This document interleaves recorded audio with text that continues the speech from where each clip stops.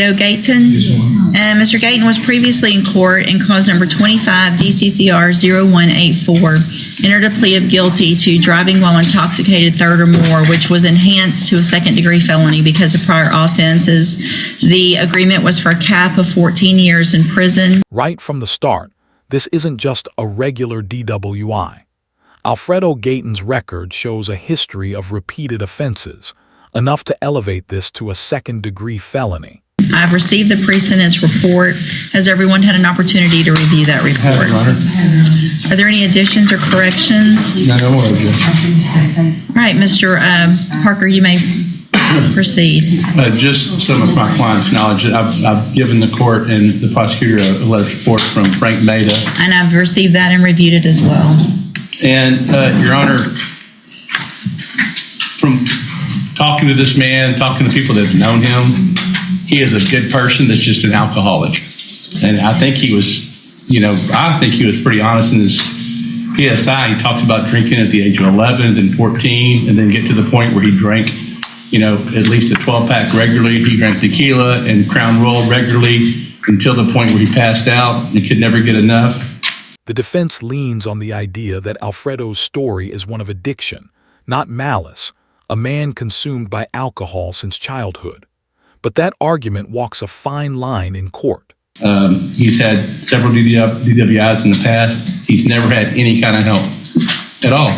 And I think he is a prime candidate for SAFP to get the help. He's had some periods where he's tried to do it on his own, and he was somewhat successful. He cuts grass for a living for several people here in Beaumont. He has the ability to make money if he's given the opportunity to be put on probation and go to the safety program. So he can do that. And it looks like to me that the PSI is also in concurrence that he would benefit from safety. And I just think that's the best thing for him instead of just locking him up. Thank you, Mr. Parker. Ms. Malfino? Judge, I think it goes without saying that he certainly could use the help of safety. I think it also has to go without saying that prior to the criminal history that cannot be ignored.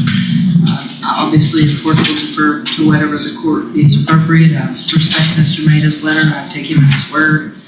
But it's just difficult for me to argue both ways because I think he needs the help, but I also think we have the criminal history to take into consideration. Right.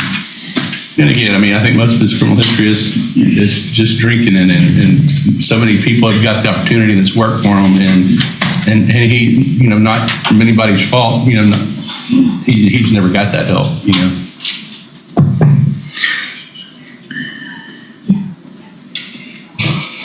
It's okay. Is there anything you want to tell the court? They sent me to prison and made me work. They never faced me as drinking. I always work from weekends. I'm always maintenance as to trustee. And I'm working on the freeways with Texas Department of Transportation, cleaning roads, do anything. And disasters never give me a chance to stop.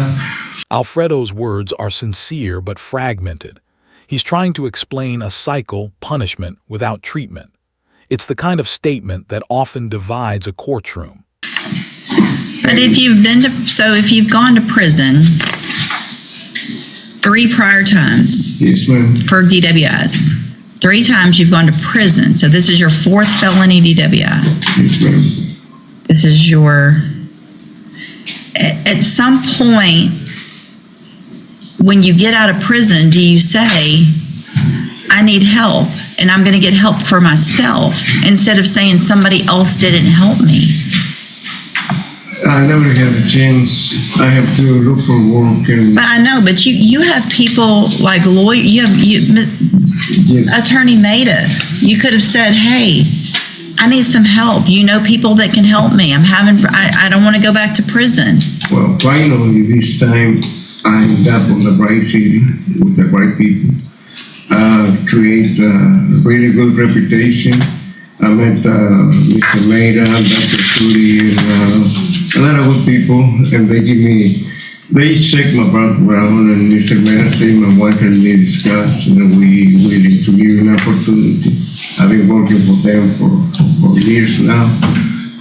Your Honor, I just to make more clarity, I think that when he came here and he was working for the people around here, there were some things that he was doing, and he was not drinking.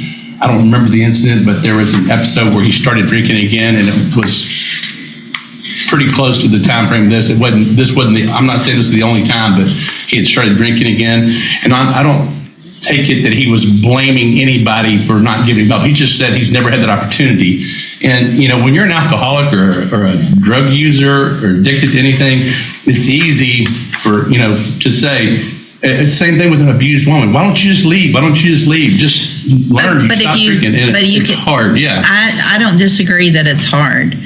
But I also, if you'd never been to prison before, right, and if you hadn't had kind of the wake up call of prison to say, I don't want to go back to prison. I need to figure out how to stop drinking. And then you get out and then you do it again. Well, I didn't figure that out. Let me go do it again. Your blood alcohol was 0.257. You ran off the road. You could have, there's just too many times that I see now, unfortunately, people in here where we're looking at someone who has killed someone or hurt someone. And the fact that this is your 7th DWI. It's your 7th. 7 DWIs. That's not just a pattern, it's a warning.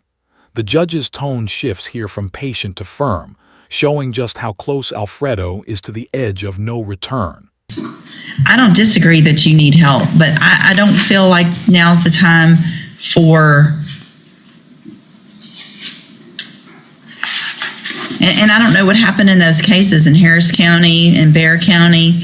If you were given an opportunity, at some point, I feel like there's opportunities for probation where people decide not to do that because sometimes doing a few years in prison is easier. Well, I think it's odd to me that there has not been a probation. I think some of these he sat in jail and wasn't able to bond out, and it's one of those deals. We'll plead you to 2 years or 4. I don't remember the numbers, and so. You got 12 years back in 2004. 12 years for your DWI, second felony DWI. Then you got another one after that, and for some reason Bexar County said, well, let's give them less time. Let's give them 5. Let's reward them for continuing the wrong behavior.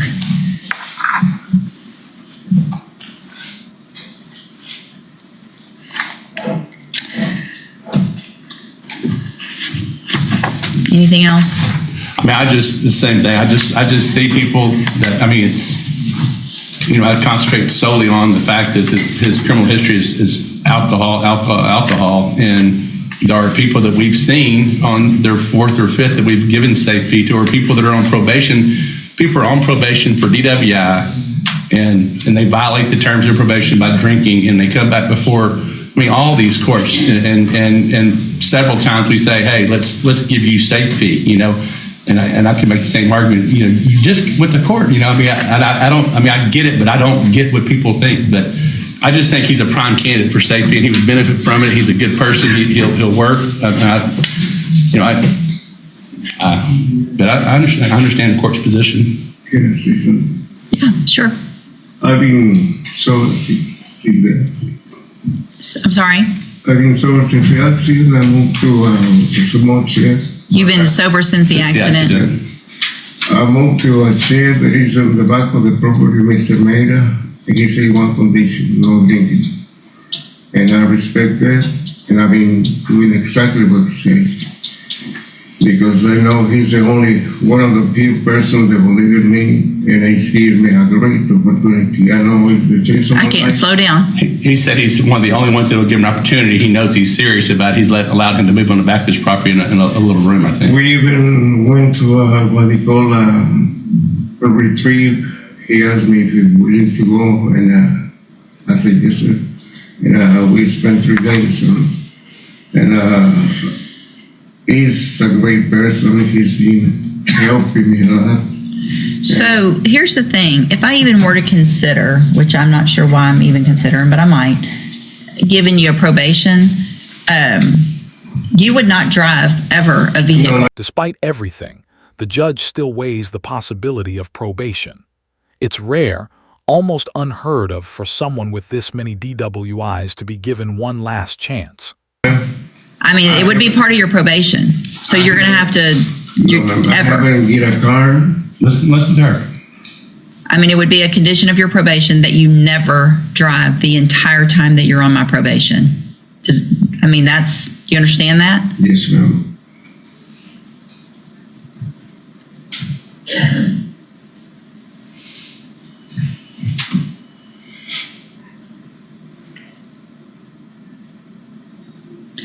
So, Judge, if it would help the court, I'd be happy to try to get with the probation department and get with those other district attorney's office and see if there's ever been a probation on any of those cases that have been subsequently been violated. I think they typically are listed in here that way. Yes, And so it doesn't appear that there ever has been one.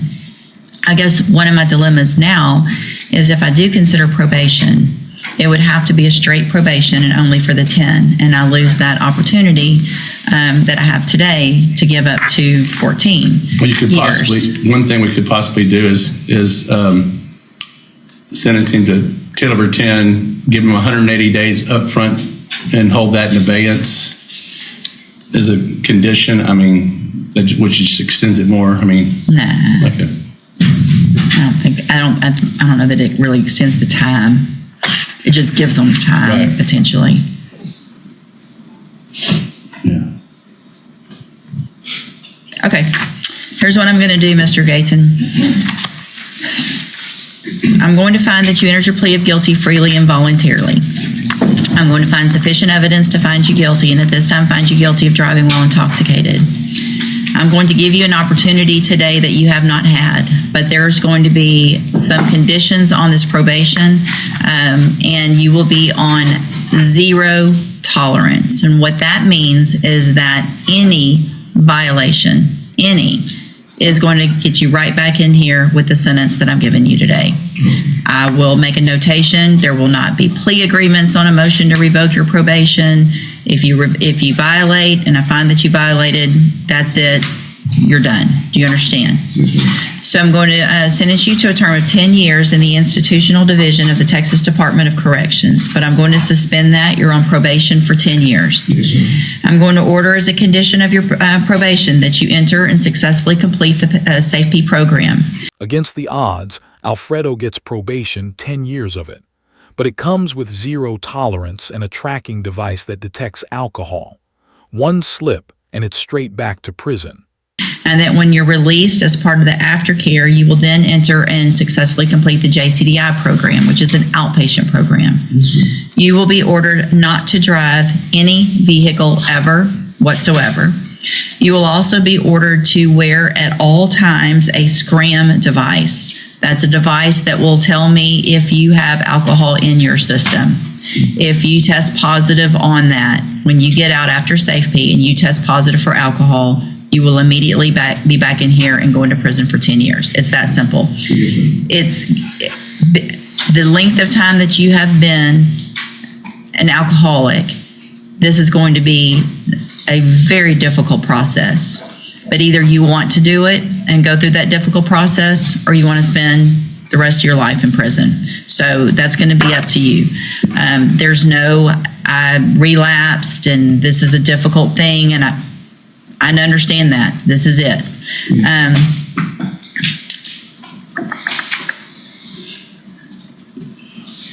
You will be ordered to serve 10 days upfront time as a condition of that program. That's required. You'll obviously get that time in while you're waiting to go to SAFP. Anything else condition-wise that anybody can think of? I'm sorry? I'm going to order a $500 fine. All right, right, so I think that covers it. And so, Mr. Gayton, I hope you take advantage of this. It sounds like you're ready finally at this point in your life. I hope you take advantage of it because, again, this is the only opportunity you're going to get here in this court. And thank you, appreciate Would we everything. have any ability to pretty tightly monitor his no driving? I mean, I know that's just, I don't know how to, because if I put, a GPS won't do it because if he's in somebody else's vehicle.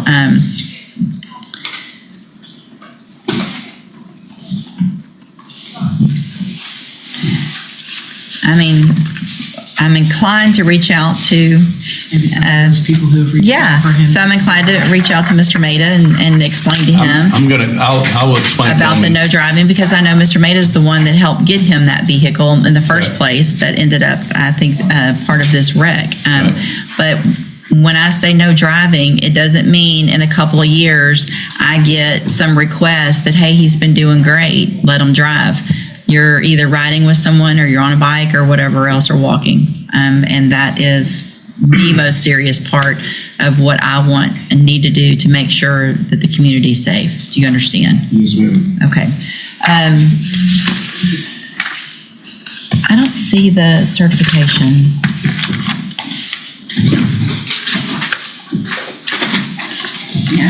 I'm going to hand you the trial court certification that shows this was an agreement that I followed, and so you've waived the right to appeal. I have also handed you a written admonishment regarding your ineligibility to possess a firearm or ammunition. Because of the judgment entered against you, you're ineligible under Texas law to possess a firearm or ammunition. Possession of a firearm or ammunition could lead to charges against you. Firearm is a legal term, and you should read the written admonishment I provide you to see what devices qualify as a firearm. If you have questions about the laws that make you ineligible to possess a firearm or ammunition, or about how long that lasts, you can talk with Mr. Parker. Good luck to you, Mr. Gayton. I hope you take advantage of this. I will. Don't make me regret it, please. Okay. Thank you. The judge's final words say it all, a mix of hope and warning. Alfredo walks out of the courtroom free, but for the first time, his freedom truly depends on staying sober.